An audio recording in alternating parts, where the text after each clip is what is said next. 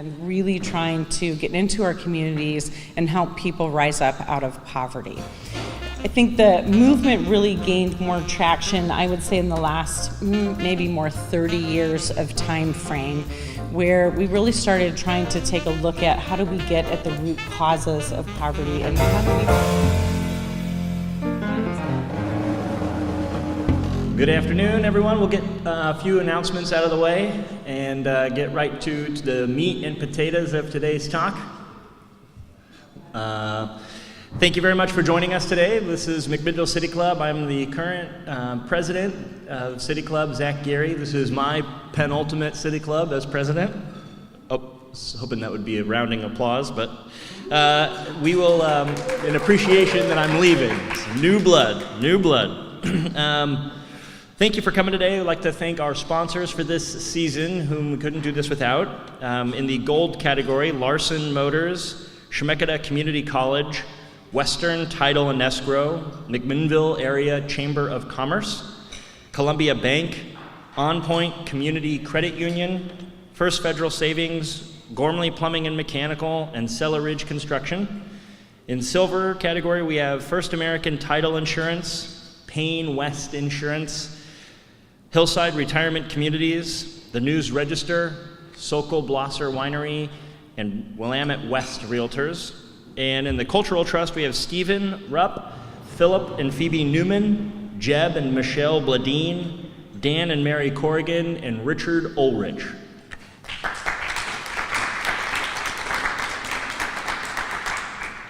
Not only is it my penultimate talk, this is the season's penultimate talk. And next month, June 12th, we will be closing out the season, the 17-18 season, with Dr. Chad Tilburg speaking on observed and predicted consequences of a warming world. I prepared. I wear short sleeves now. Thanks, Bob. That'll be June 12th, and at that one, we will debuting all of the 18-19 season of talks. And we've got some already lined up, and they are exciting. And we've got a good board ready to go, and should have the rest of them booked up. And if we land half the ones we want, it'll be great. But today we have Doris Towery, Development Director of YCAP, Yamhill Community Action Partnership, to talk to us. And in substitution of our regularly scheduled program featuring Maria Stewart, she's unable to join us due to family health reasons, but hopefully we can get her back. Although this is 2 years running now that her talk has had family health issues, so I'm thinking we might be bad luck. Maybe we'll just go to the R. Stewart wine bar and talk to her, and we'll call it good. So without any further ado, I'd like to bring up Doris today to address YCAP and the cool activities they're working on and upcoming programs.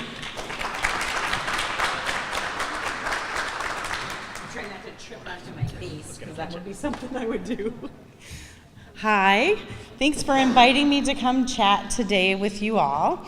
I am a newbie at YCAP. I am actually in my 4th month at YCAP. So I have a background in a nonprofit work. The last 17 years I spent down in Lane County, 9 of which I worked for United Way of Lane County as the Chief Operating Officer and Major Gifts Officer for the organization, and did a lot of work in community collaboration and work around addressing poverty issues. So the work at YCAP is something that's been near and dear to my heart for many years, and important issues for us to be addressing in the community.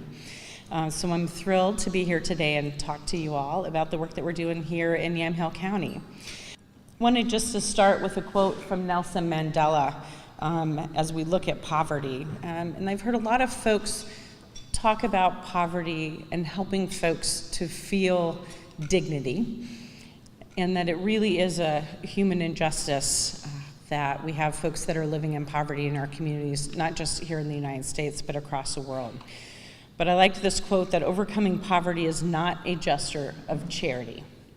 It is the protection of a fundamental human right, the right to dignity and to a decent life. And I think that really sums up what the mission is of the work that we do at YCAP.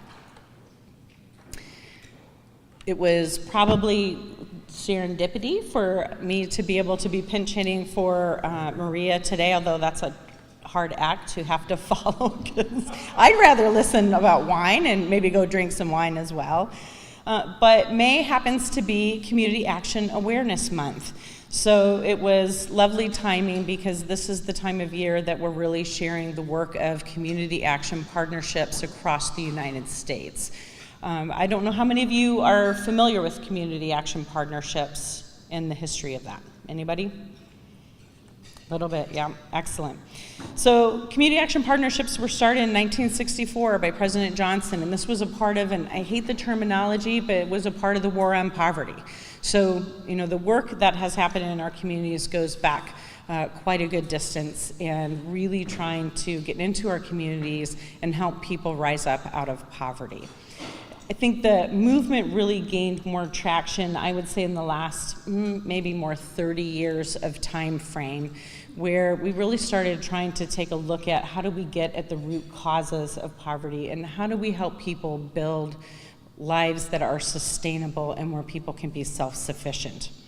There are a network of more than 1,000 community action partnerships across the country. Some of them look like us here at YCAP, where it's an independent 501c3, and they operate on their own and get a decent amount of federal and state funding, and some of them actually are run by county. So our community action partnership down in Lane County was actually under the county's umbrella, and then it supported the agencies that did the type of work that needed to happen under the community action partnerships. YCAP is one of 17 CAP agencies here in Oregon, and we're kind of probably about mid-range in the size of the different CAP agencies across the state. So 15.6 million individuals that were served by community action agencies across the United States. And we're only getting to about 33% of folks that are living in poverty across the country. So as many of us as there are, as much work is happening in all of our individual communities, we still got a long ways to go to really address this issue. And in our 40-year history, I bring this one up because I'll talk a little bit later about the work that we do in energy and weatherization, but more than 7.4 million homes that have been helped and touched and fixed across the country through energy and weatherization services. And this becomes a really critical piece as we're hearing a lot about the issues of affordable housing and the lack of affordable housing, not just here in our own communities, but across the United States. It's a huge issue. And so the more we can do to keep people in their homes, to keep those homes safe and healthy and warm, the better we are that we don't have folks slipping out of homes into homelessness. So what is poverty? These numbers, every time I see them, is shocking to me. I mean, when you think of a family of 4 living on $24,000 a year, that's a virtual impossibility. And so when we're talking about poverty and trying to help families, those support structures that we can provide behind them, connection to other organizations and services that will help those families becomes really critically important. We did an experiment in our Rotary Club a couple years back when we were talking about poverty issues, and we challenged our club members to spend a month surviving on what they would get through food stamps, which is basically, I believe it's about $34 a week. And how do you make $34 go for an entire week's time frame? And it was a real eye-opening experience for us, and especially when you look at these numbers and families that are trying to make that go the distance to be able to take care of their families. It's a tough, steep road in front of them. So poverty in Oregon, this kind of gives you a look at what our numbers look like. Those that are in the minority populations tend to be, the numbers are twice as high.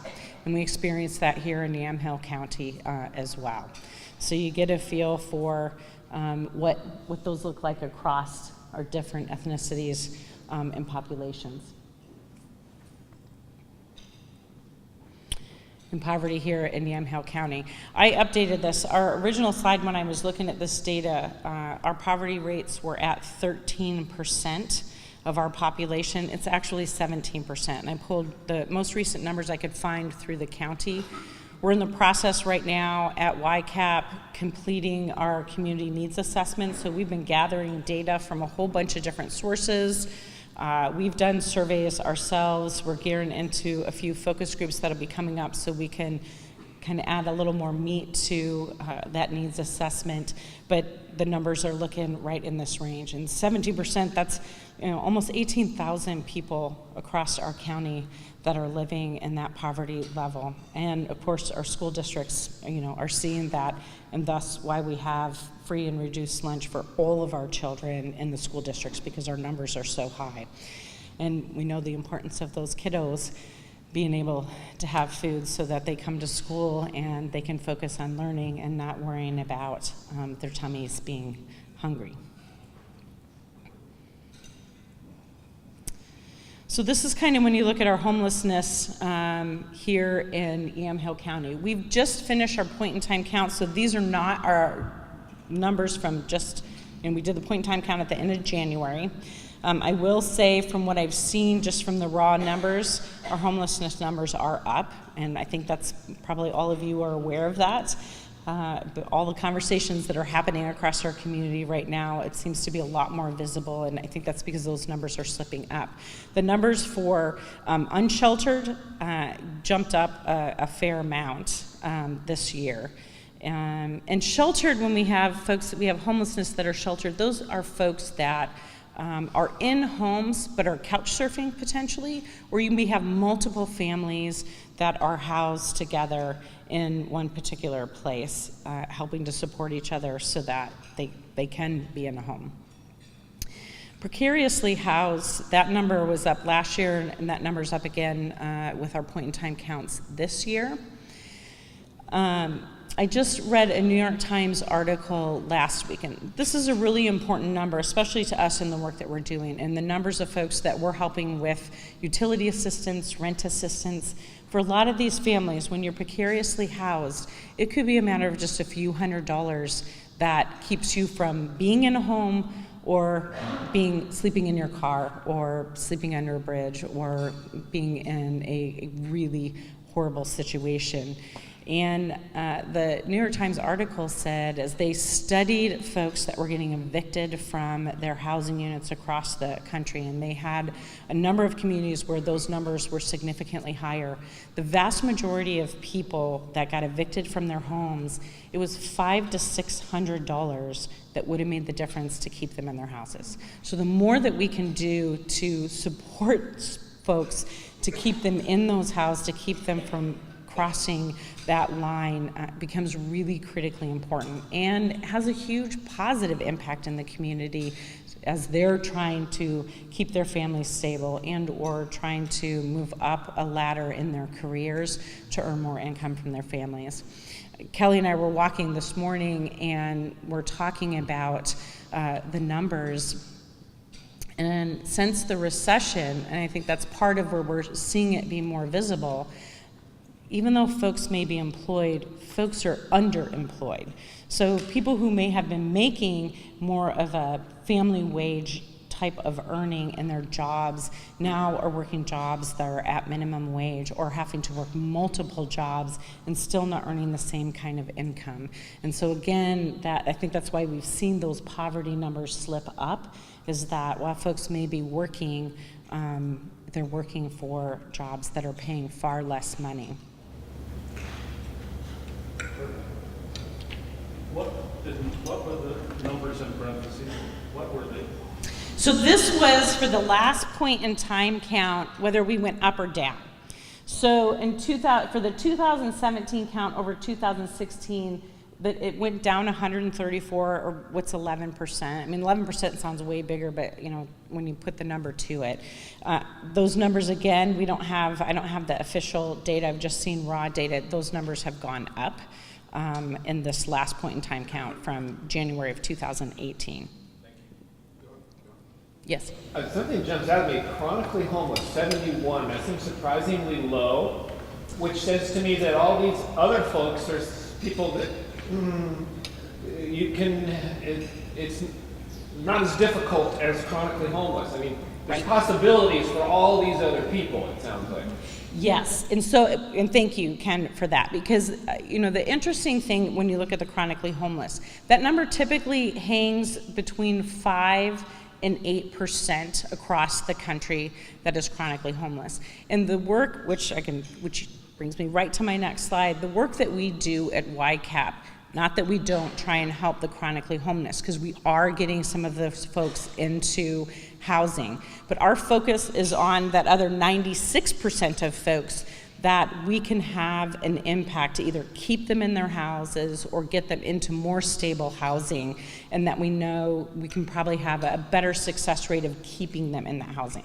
Now, we are working with folks that are chronically homeless. We have a new program that we launched this past year that we got some federal grant funding for homeless vets. And we have one particular gentleman that had been chronically homeless for the last 15 years. And we were able to get him into stable housing.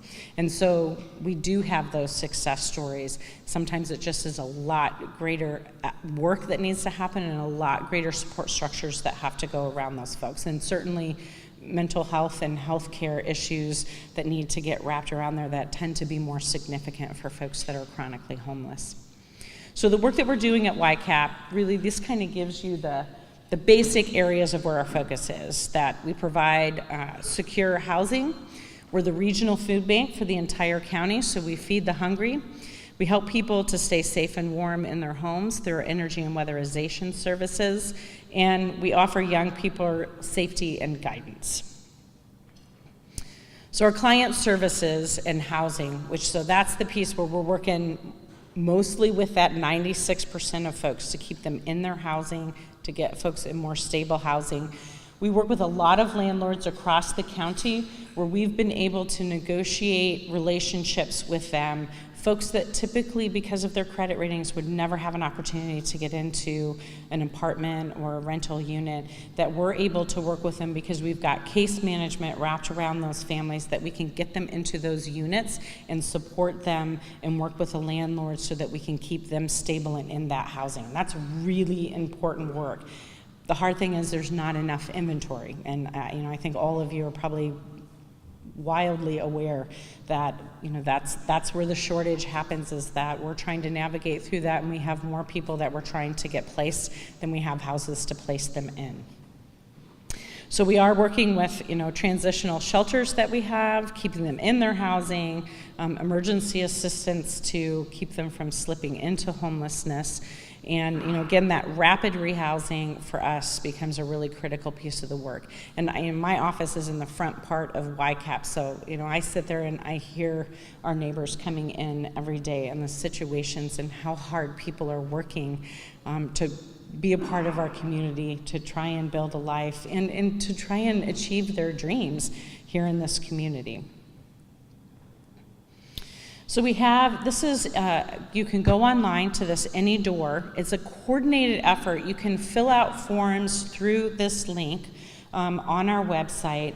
And as you fill those forms out, it helps us to be able to figure out, you can apply basically for multiple opportunities for services that may be available or assistance that may be available, and it's one spot, and we may be able to find multiple places where we can find funding that will help support people. So this is a really great tool for our case managers to get folks through the door, and then us to find where those right opportunities are, help them apply, whether it's for Social Security or disabilities or additional assistance, or to get housing vouchers, what have you, that they may be looking for in just one particular spot, so it's easy for folks to get to. And we have computer systems. We have a resource room in the front of YCAP where folks can come in. They have access to those computers. They can do their applications on site. We can help them with our case managers. And they can also be doing job searches, applying for jobs, those kind of things where they have access to the tools that can help them be successful.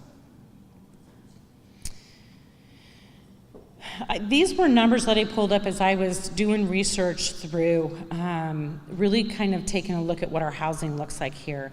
And this is the piece when we talk about affordable housing. 52% of our renters in Yamhill County are spending 30% or more of their household income. So the numbers that they give you, you shouldn't be spending more than 20% of your income on housing. And so this is the first barrier that holds people in poverty, and the biggest barrier for folks, how do I find a place to keep my family safe and, to have a roof over their head. 25% of our homeowners here in Yamhill County are spending 30% or more of their income for housing. So again, lovely for the real estate market that, our property values have gone up, but for folks that are on that edge, it becomes trickier and harder for them to be able to find safe places to live. And this was a piece when Kelly and I were talking, 19% of those households have severe housing problems, so repairs that need to be made.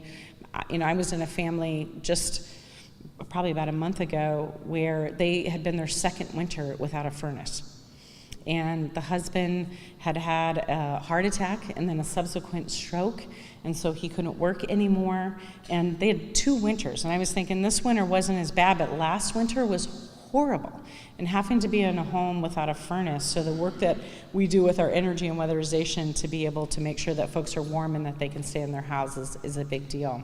And one of the pieces of the data, 70% of people that are living in poverty, folks have this stigma that they attach to that they're not working. 70% of people are working 1 or more jobs, but are still in poverty. So our energy services, we do the utility assistance, a lot of that, to help folks. There was the middle point on the last 25% of homeowners, so 30% or more of household. I'm confused about how different that is than the 52%. 52% is renters. Oh, renters. And 25% is homeowners. So if you own it, but the same kind of thing, that you're still in that place, because if you're spending that much of your income, then after that you've got to pay your utilities and food on the table and gas in your car and repairs on the car and shoes on your kiddos' feet. So when you're spending that much of the income, it holds you in that in that difficult position. So we go in and do energy audits and weatherization with homes, and as I mentioned, I got to go on an actual visit and watch our guys hook all the equipment up and figured out that particular house, they got a furnace, they had some windows replaced, we did some insulation for their home, and again, and I think that particular home was on the higher end of sometimes what the repairs cost, but for $15,000 we were able to make all the necessary repairs. They were able to stay in their home, and this particular couple had 2 grandchildren that they were raising that were in that house with them. So $15,000 to keep that family in a safe and warm place. Small investment for what it would cost us if they did not have a place like that to be. And so our focus is really outreach. We're trying to find out where folks and make folks aware that those services are out there for them. And our pantries, our schools, we're trying to be in places where folks are so that we can help them be aware that these services are available to them. We're the regional food bank, which is what most people know YCAP for. And of course, Emily, who's sitting here, is one of our amazing volunteers. And Emily just got Volunteer of the Year for the entire state of Oregon, the Oregon Food Bank. So she got to go up and get that honor, which was... I've got to go out for our Friday family food program out at Washer Elementary. Emily and her husband Tim are out there every Friday sending our kiddos home with bags of food so that not just that they have food for their bellies, but that their family has food over the weekend. So we distributed 2.2 million pounds of food in 2017-18. That's a lot of food. It basically equates to about 1.8 million meals for families. And we get from a lot of sources. So we have, food that's coming in through USDA or through the Oregon Food Bank. That's where a big portion of our food is coming out of. Semi-trucks are coming in weekly to bring that in.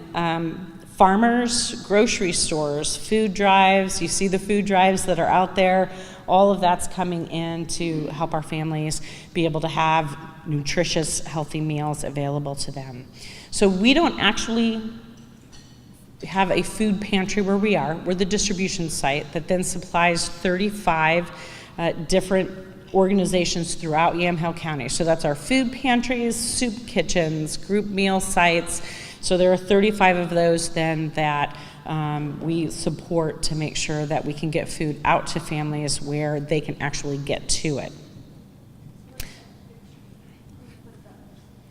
So this is actually at, we have our harvest to home. So we're coming into the time of year where a lot of farmers are going to start donating to us. And you have one of the farmers sitting right here that donates to us and supports us. We get thousands and thousands of pounds of food. And so this is actually one of our employees that takes our mobile food pantry out, where we can actually get healthy, fresh, delicious produce into families so that they're not getting just beans and rice and, things that don't necessarily. We go out to, we're at farmers markets, Virginia Garcia Clinic. We go out to all different sites around the entire county to help distribute that food. We have a brand new, which is in this picture, a brand new food truck that we raised money for this past year. That will help us be able to, get out to what we refer to as food deserts. That we gotta get out to places like Willamina and Sheridan and places where it's not as easily or accessible for folks to access food. We'll unveil a new video for YCAP at our Raise the Barn fundraising event next week. But this gentleman in the bottom corner is Pablo Munoz. And we were able to go out to his farm. He has the most amazing strawberries. He has a little stand set up at the Mexican restaurant that's on the corner of Lafayette and 99. Pablo came to us a number of years ago when we were actually doing immigrant services at YCAP. We helped him get his legalization papers. He was living under a bridge. He was homeless, immigrant worker, working farms, and he happened to connect in with a gentleman who had a farm, and he had this background. And the farmer talks in the video about how Pablo actually saved his business and helped him. So Pablo now has his own farm. He donates 58,000 pounds of food back to YCAP every year. So again, as we can support people and help them to build a sustainable life, that impact ripples and magnifies out in our community, and he's doing incredible things, giving back to help others and pay that forward. And of course, we have our kiddos that, that's always one of the great fundraising efforts that they can do the food drives and fundraising. The high school at Christmas time, $10,000 that they raised, and I can't remember how many pounds, thousands of pounds of food, but they did an incredible job, and the schools are really wonderful about helping do those fundraising efforts and get food into the pantries. So our youth services, folks may be least aware of that on this part of the county because those services are more focused in Newburgh, where we have our youth outreach, our drop-in center there. We serve young people from ages 11 to 21. Runaways, kids that are at risk, kids that are discriminated against, may have academic issues. We have an outreach team that goes out to find those kiddos and make those connections and bring them in. I got to be there when we were videotaping for these kids, and just incredible stories. And to a T, every single one of them saying that this was the place where they felt safe and accepted, and they could be themselves, and they didn't have to put on airs like they do at school, and they could come and be goofy and weird, and several of them said that were weird, and fit in and find a place where they really connect. We have a homework center that's there at Youth Outreach so the kiddos can get tutoring help. They can have access to computer systems to do their homework. We help them with job connections. Amazing. There's a whole file when they come in that we help those kids build job skills. We help them connect to where the opportunities are in the community. We make those connections with the different employers to help kids get employed and support them. So some pretty amazing work that's happening with our youth, and it's across the county, but focused there. That our hope is that we'll be able to bring a youth outreach center here in McMinnville in the near future. We also do a transitional housing program. We have 4 spots for girls in Newburgh, and we have 8 for boys here in McMinnville. The program, they're allowed to be a part of the transitional program for 18 months. Most of them, our average time frame is about 9, and while they're in the program and in transitional housing, they have rent that they pay, and 30% of that gets put into an account for them, and when they graduate from the program, that money is given back to them so they have something as they're casting off onto their own to help them be successful.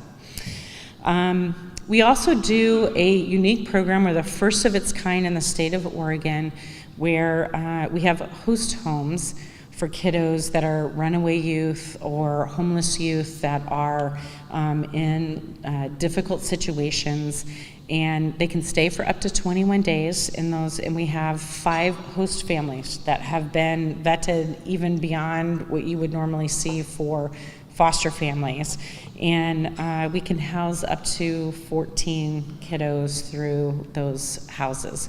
So really trying to give our youth and our youth that are at risk or are kind of in that crack where they might be falling through to help them be successful and have the supports that they need.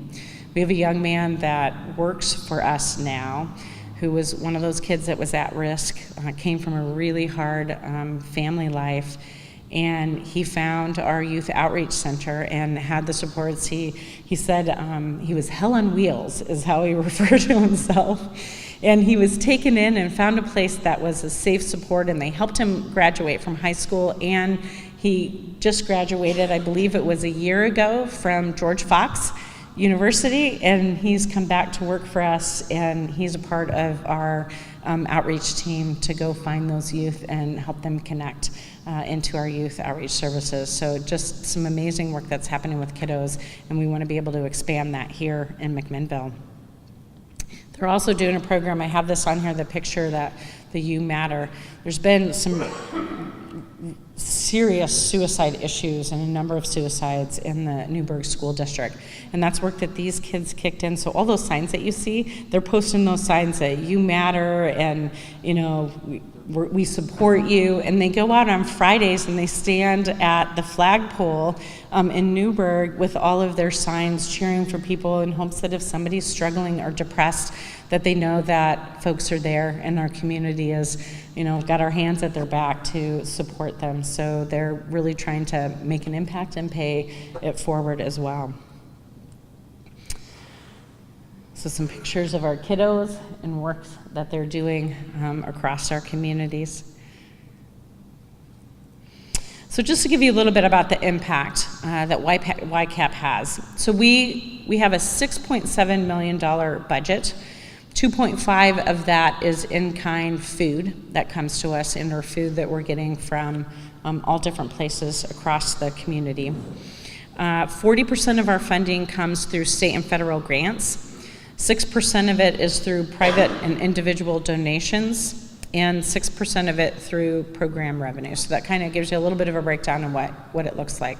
With that money, we're able to, and these are just a few highlights, 68,000 emergency food boxes a year, 313 families that served with emergency rent and mortgage or help with shelter to stay in their homes, 3,619 people that were helped with our energy assistance and weatherization services, and our youth outreach, 6,108 at-risk youth that are getting linked to services and have a place to come hang out and feel connected and feel accepted in our community. And volunteer hours. We couldn't do the work that we do without volunteers. And most of our volunteer hours happen in our food bank because of the dynamics of HIPAA and case management and those kind of things. We don't have quite as many opportunities for folks to connect there. But 1,200 hours that are donated each year by community members to help support the work of YCAP. And again, as a nonprofit, we could not do this work without the additional support of folks in the community volunteering their time.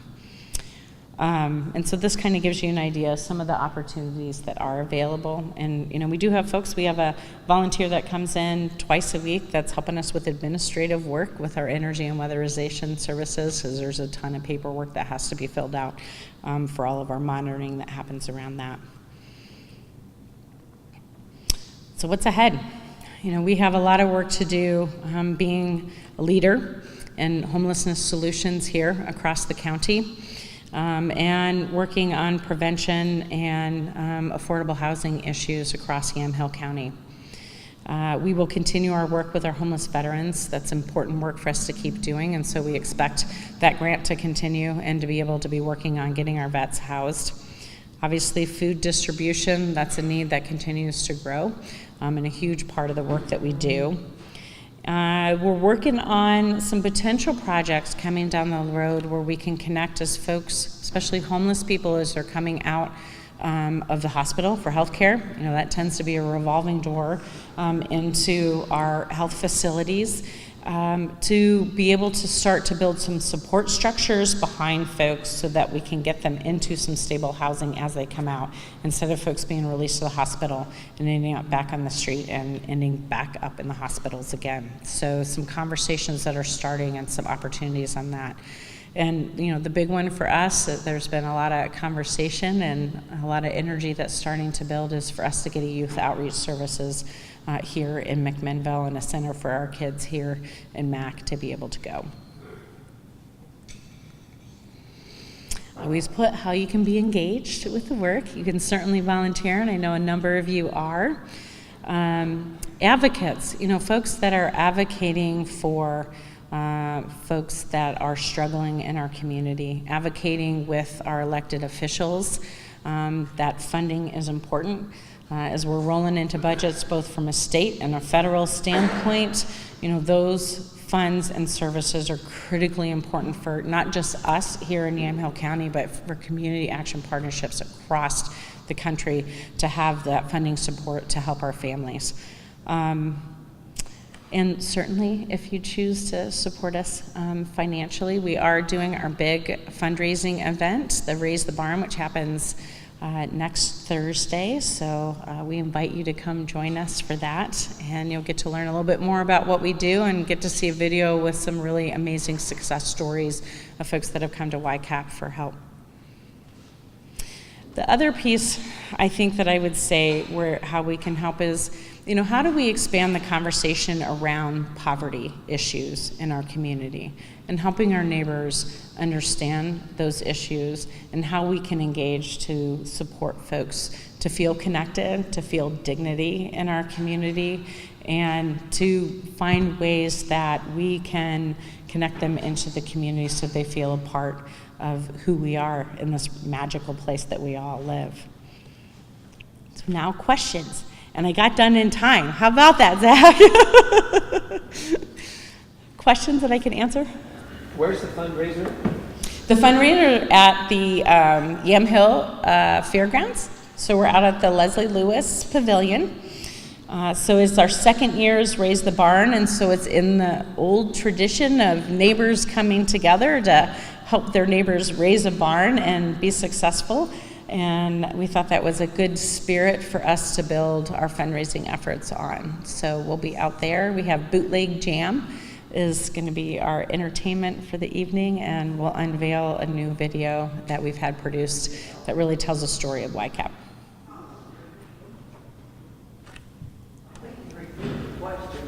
Okay, sorry, Zach told me that. I'm like, And I do have one. Does anything happen with Linfield and you people? Are you ever able to address an assembly or something like that?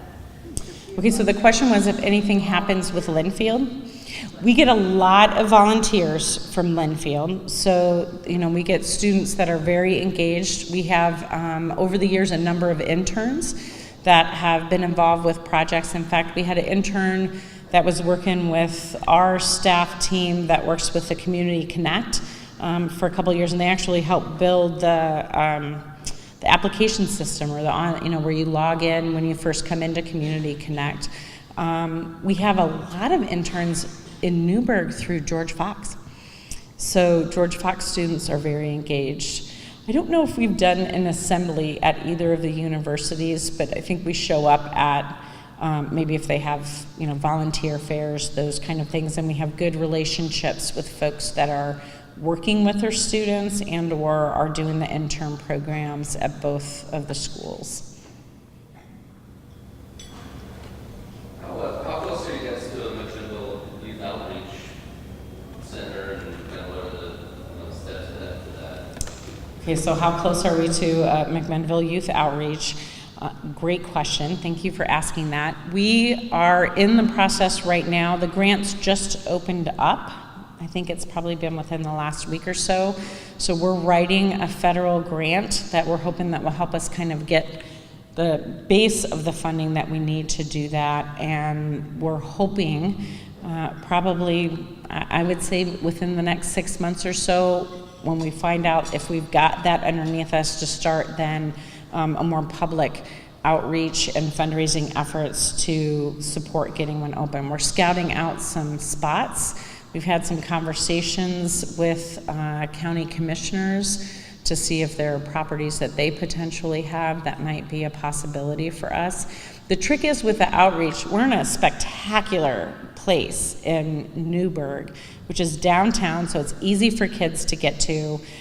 Domino's Pizza is next door, and they donate stuff to us all the time, and there's a little coffee shop. So it's a great location where kids can get there easily and is centrally located to other activities that would be attracting them in the community. So, part of the site scouting for us is finding a place here in McMinnville that has that if kids are walking from the high school or coming from the middle school, how do we get them in a spot that's close to things here in downtown, but easy for them also to have access to, because transportation, especially in a really rural community, transportation's a tricky issue always as far as getting them to and from. Other questions? Awesome. Well, thank you all so much for having me come.